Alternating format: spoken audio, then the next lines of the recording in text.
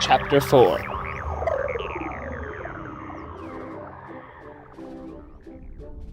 "There," said Jaina, mentally relaxing her hold on a large mass of tangled wires and cables.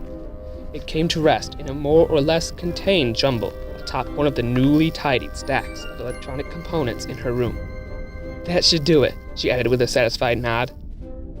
"Does that mean we can go to morning meal now?" Jason said. "You've been at this half the night." "I want Dad to be impressed," Jaina shrugged. Jason laughed.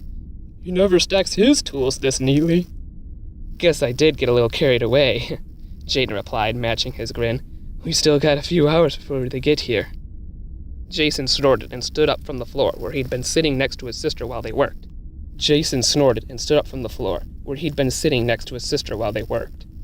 He brushed the dust off his jumpsuit and ran long fingers through his dark brown curls. Jaina raised a critical eyebrow at him. "Like someone who's been up all night." He hurried over to peer anxiously into the small mirror that Jaina had hung above her cistern. She realized that her brother was just as nervous and excited about seeing their father again as she was. "It's actually not too bad," she assured him. "I think raking the twigs and leaves from your hair really helped. Here, put this on." She pulled a fresh jumpsuit from a chest by her bed. "You'll look more presentable." When Jason went into the next room to change, Jaina took his place at the mirror. She wasn't vain, but, as with her room, she preferred to keep her personal appearance neat and clean. She ran a comb through her straight brown hair and stared at her reflection. Then, with a quick peek over her shoulder to be sure her brother wasn't looking, she pulled back a handful of strands and worked them into a braid. Jaina would never have gone to this much trouble for an ambassador or some silly dignitary, but her father was worth the effort. She hoped Jason wouldn't notice or comment on it. Finished, she stepped through her doorway and poked her head into Jason's room. "All the animals fed?" she asked. "I took care of that hours ago," he said, emerging in his clean, fresh robe.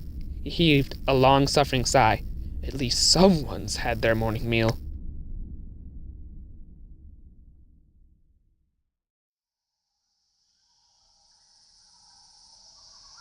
Jaina gnawed her lip, anxiously scanning the sky for any glimmer that might herald the arrival of the Millennium Falcon. She and Jason stood at the edge of the wide clearing in front of the Jedi Academy, where the hideous monster had appeared the day before. The area's short grasses had been trampled down by frequent takeoffs and landings. Jaina smelled the rich green dampness of the early morning in the jungle that surrounded the clearing. The foliage rustled and sighed in a light breeze that also carried the trills, twitters, and chirps that reminded her of the wide profusion of animal life that inhabited the jungle moon. Beside her, Jason shifted impatiently from one foot to the other, a frown of concentration etched across his forehead. Jaina sighed. Why did it seem like everything took forever when you were looking forward to it, and things that you didn't want to happen arrived too soon? As if sensing her tension, Jason suddenly turned to her with a mischievous look in his eye. "Hey, Jaina, you know why TIE fighters scream in space?" She nodded. "Sure. Their twin ion engines set up a shock front from the exhaust." "No!" Jason waved his hand in dismissal. "Because they missed their mothership." As was expected of her, Jaina groaned, grateful for a chance to get her mind off waiting, even if only for a moment. Then, a comforting hum built and resonated around them, as if the sound of their mounting excitement had suddenly become audible. "Look," she said, pointing at a silver-white speck that had just appeared high above the treetops. The glimmer disappeared for a few moments, and then, with a rush of exhaled breath that she hadn't realized she had been holding, Jaina saw the Millennium Falcon swoop across the sky toward the clearing. The familiar, blunt-nosed oval of their father's ship hovered tantalizingly above their heads for a moment that seemed to stretch to eternity. Then, with a burst of its repulsor lifts, it settled gently onto the ground in front of them. The Falcon's cooling hull buzzed and ticked as the engines died down to a low drone.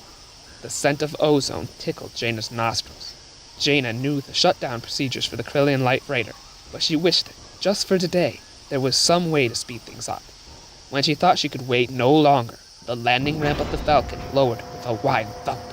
And then their father bounded down the ramp, gathering the twins into his arms, ruffling their hair, and trying to hug both of them at once, as he had done when they were small children. Han Solo stepped back to take a good look at his children. "Well," he said at last, with one of those lopsided grins for which he was so famous, "except for your mother, I'd say this is the finest welcoming committee I've ever had." "Dad," Jason said, rolling his eyes, "we are not a committee." As her father laughed, Jaina took a moment to study him. and was relieved to note that he had not changed in the month that they had been gone from home. He wore soft black trousers and boots that fitted him snugly, an open-necked white shirt, and a dark vest, a comfortable, serviceable set of clothes that he sometimes jokingly referred to as his working uniform. The battered, familiar ship of the Millennium Falcon was unchanged as well. "How do we look, Dad?" Jaina asked. "Any different?" "Well, now that you mention it," he said, turning his gaze to each of them in turn. "Jason, you've grown again. Bet you even caught up with your sister. And Jaina," he said with a wicked grin, "if I didn't think you'd throw a hydro spanner at me for saying so, I'd tell you that you're even prettier than you were a month ago." Jaina blushed and gave an unladylike snort to demonstrate what she thought of such compliments, but secretly she was pleased. A loud, echoing roar from inside the ship saved her the embarrassment of having to come up with a response. A large form thundered down the boarding ramp. Huge, heavily furred arms reached out to grab Jaina and threw her high into the air. "Chewie!" Jaina shrieked, laughing as the giant Wookiee caught her again on the way down. "I'm not a little kid anymore." After Chewbacca had repeated this greeting ritual with her brother, Jaina finally said what she and Jason were thinking. "It's good to see you, Dad. But what brings you to the Jedi Academy?" "Yeah," Jason added. "Mom didn't send you to check if we had enough clean underwear, did she?" "Nah, nothing like that," their father assured them with a laugh. "Actually, Chewie and I need to come out this direction to help my old friend Lando Calrissian open up a new operation." Jaina had always had a great fondness for Lando, her father's dark and dashing friend. But she also knew him well enough to realize that her adopted uncle, Lando, was always involved in some crackpot money-making scheme or another. She held up a hand to stop her father. "Wait, let me guess. He's starting a new casino on his space station and he needed you to bring him a shipload of tobacco cards." No, I've got it," Jason said. "He's opening a new Nerf ranch and he wants you to help him build a corral." At this, Chewbacca threw back his head and bleated with Wookiee laughter. "Not even close," Han Solo shook his head. "Coruscant gem mining, deep in the atmosphere of the gas giant." He pointed up to the great orange ball of the planet Yavin in the sky overhead. "He asked us to come and help him set up the operation." "Oh, blaster bolts," said Jason, snapping his fingers. "That was going to be my next guess." Another faint Wookiee-sounding bellow came from inside the Millennium Falcon. Chewbacca turned and strode back up the ramp. "What was that?" Jaina asked.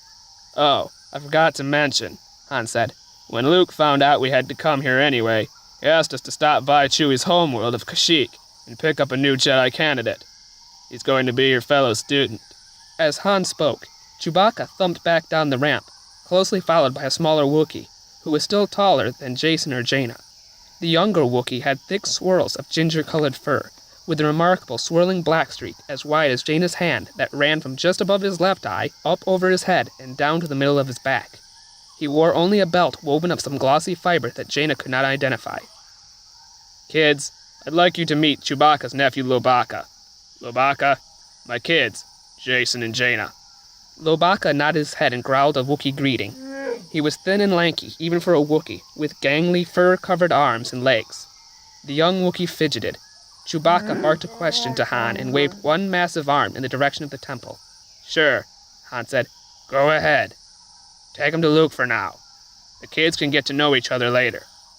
As the two Wookiees headed off to find Luke, Han said, "Wait here, I have something for you," and ducked back into the Falcon. He returned in a few moments, his arms laden with a strange assortment of packages and greenery. "First," he said, tossing each of them a small message disc, "your mother recorded these personal holo-letters for you. There's another one from your little brother Anakin. He can't wait to come here himself." Jaina looked at the glittering message discs, anxious to play them, but she slipped them into one of the pockets of her jumpsuit. "And now," Han said, holding up a large bouquet of green fronds sprinkled with purple and white star-shaped blossoms. Grinning, he waggled the flowers. "Oh, Dad, you remembered!" Jason ran forward ecstatically. "My stump lizard's favorite food." He took the leafy bundle gratefully and said, "I'll feed him to her right away. See you later, Dad." Then he ran off in the direction of the great temple. Jaina stood alone with her father, looking expectantly at the last bulky package he held in his arms. He set it on the weedy ground of the landing clearing and stepped back so that Jaina could pull aside the rags that covered it. "Great wrapping job, Dad," she said, smiling. "Hey, it works." Han spread his hands. Jaina gasped as she removed the coverings, then looked up at her father, who grinned and shrugged nonchalantly. "A hyperdrive unit," she said. It's not in working condition, you understand, he said. And it's pretty old. I got it off in an old Imperial Delta-class shuttle they were dismantling on Coruscant. Jaina remembered fondly the times she had helped her father tinker with the Falcon subsystems to keep it running in peak condition, or as close as they could get. Oh, Dad, you couldn't have picked a better present. She jumped up and hugged him, wrapping her arms around his dark vest. She could tell that her father was pleased, and maybe even a little embarrassed, by her enthusiasm. Her father looked down at her and raised one eyebrow. You know, there's a couple more components on the ship. If you wanted to help me bring them out here, your dad could show you how they all go together. She ran after him into the ship,